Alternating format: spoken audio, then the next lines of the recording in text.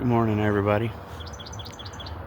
I would like to talk to you all about something that I think has meaning to all of us deep down inside.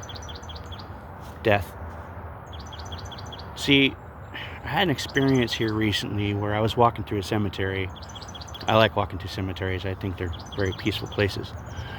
And there was this young lady who was sitting at a grave, and she'd been there for a while. I'd managed to walk through this big cemetery completely, and she was still sitting there. And the whole time I was walking through, after having first laid eyes upon her, I kept having this message come through my head. And it was nothing profound. It was a basic message. But I felt pulled to go over and talk to her.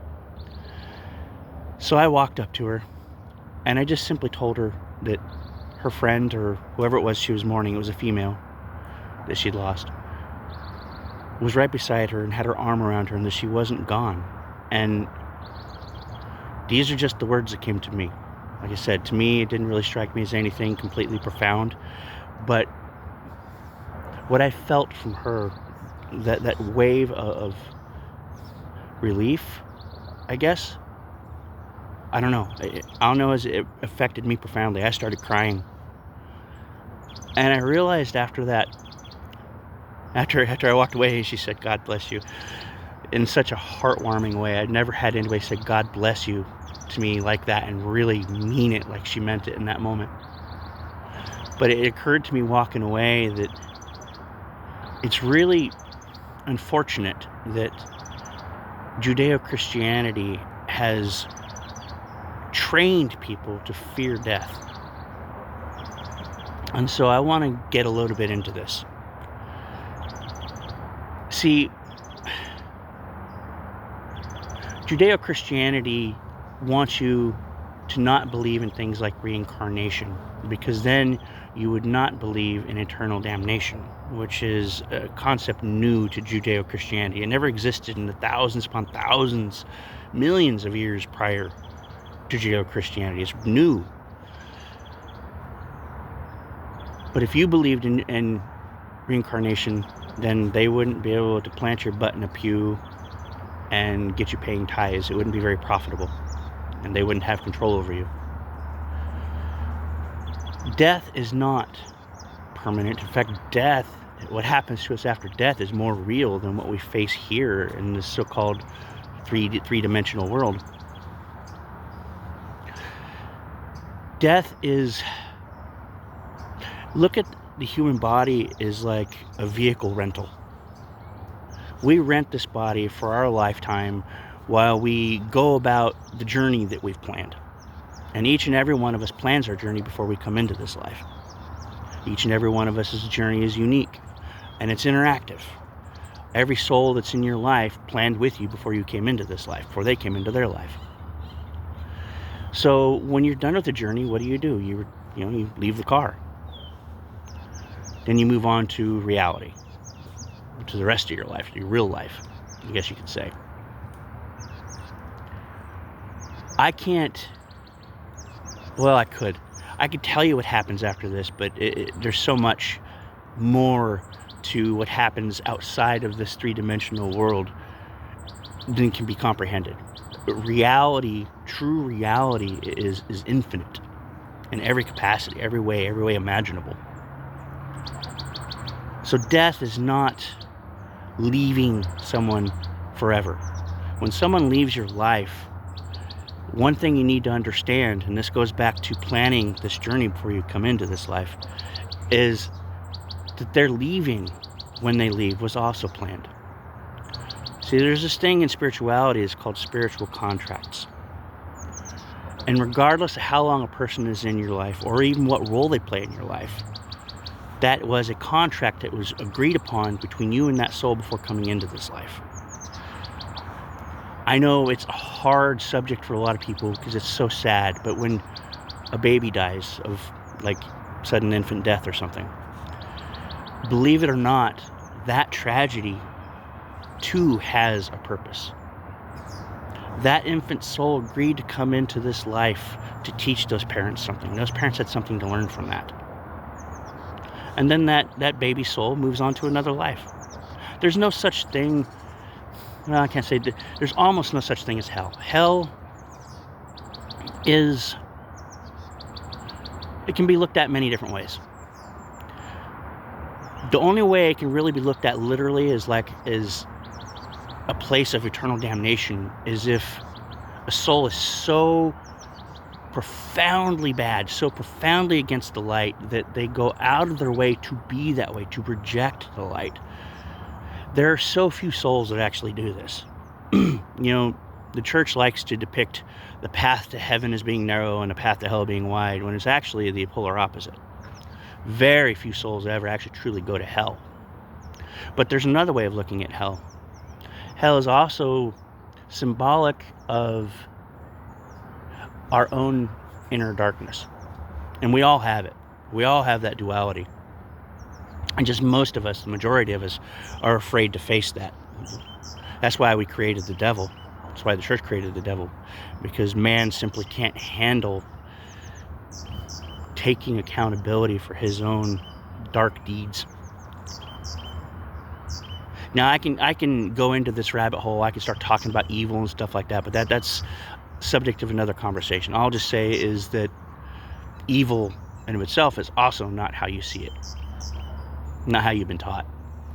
True evil rarely exists. Anyway, enough of that. I can talk about that another time. But just know that when someone dies, there was something in it to be learned from that. That person played a role in your life. That person voluntarily came into your life to play that role, which is, you should be grateful for. You're blessed for that. And you will see that person again. That person is always around you. Their soul never leaves. Your soul never leaves. Regardless of where your body's at, your soul's wherever you want it to be, for the most part.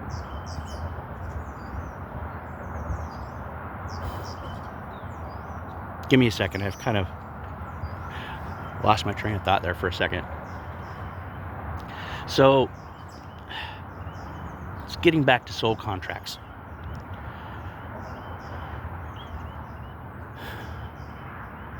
I need to pause for a second.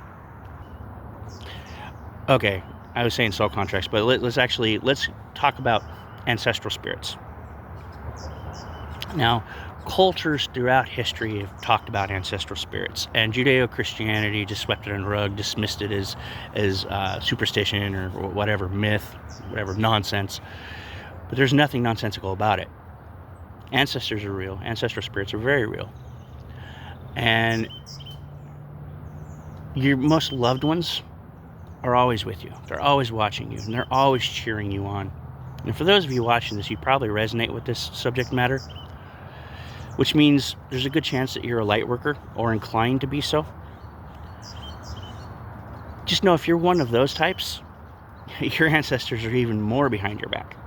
You have ancestors you don't even know, you've never met, that are watching you and cheering you on and helping you, supporting you in every way they can. One of the ways you can know the departed one is still in your life is pay attention to nature. Ancestors try to communicate to us through nature. Maybe there was an animal that you had in common that you really liked. Maybe you really liked wolves, or maybe you like coyotes, or maybe you like birds, something. Maybe you'll notice after that relative's passing that you'll start to see that animal pop up in your life at random. It's not random. Or maybe there isn't an animal that you have in common. Just pay attention to an animal. In my case, it's birds that keep popping up in your day-to-day life that you never really noticed before. That's their way of trying to let you know that, hey, I'm here for you. I love you. I support you. Even if you can't understand what the bird's trying to tell you, you're not really meant to. Just know that what you're meant to know is that ancestor, that relative is there. And they are your greatest cheerleaders. Well, if you're a light worker, I don't think there's any degree of greatness when it comes to our cheerleaders, because you've got guardian angels, you got ancestors, you got spirit guides, you got spirit animals. There's all sorts of wonderful spirits that are there to help support, guide, and love you. It's just up to you to open your mind, your eyes, third eye, to see and recognize that. And if this resonates with you, which most of you this will, know that there's something you can also do in return for your ancestors, departed loved ones. One thing I've learned is that there are certain types of incense that you can burn for them, like frankincense and myrrh. I think it's myrrh. Well, frankincense for sure. Sage. No, sage is cleansing. But frankincense. You can do things like leave candy, sweets at their grave. You can set up an altar and leave it there. They love food, they love sweets, and they love scents. The more you do this, the more they're going to appreciate it, and the more they're going to return that love back to you. And the more you love that departed ones, the more you're going to want to do this anyway. Even if you don't fully believe in it, it's something that makes you feel good to do. Most people like to honor their loved ones by going to their gravesite, but you don't even have to do that. Your relative departed one is wherever you go. So maybe set up a little altar for them.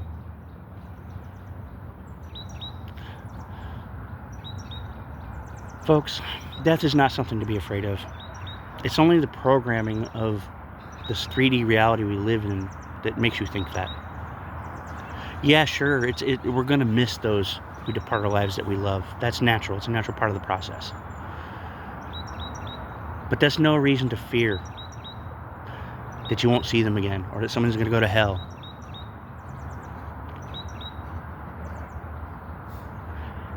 I'm going to do another video about hell and about evil another time, because again, there's a lot of misunderstanding about that as well. But I think that's really all I have to say for now about that subject. Just know your ancestors are there and honor them. Talk to them. Talk to them like I'm talking to you right now. You may not be able to hear them vocally, but then again, some of you might. It's not outside the realm of possibility for you to actually grow to learn to hear spirits. It's a spiritual gift that we all have access to. You just gotta awaken to it. Anyway, with that, I love you all, and I pray that you all have a wonderful day. It's looking like it's a start of a beautiful one now, right where I'm at. Until next time.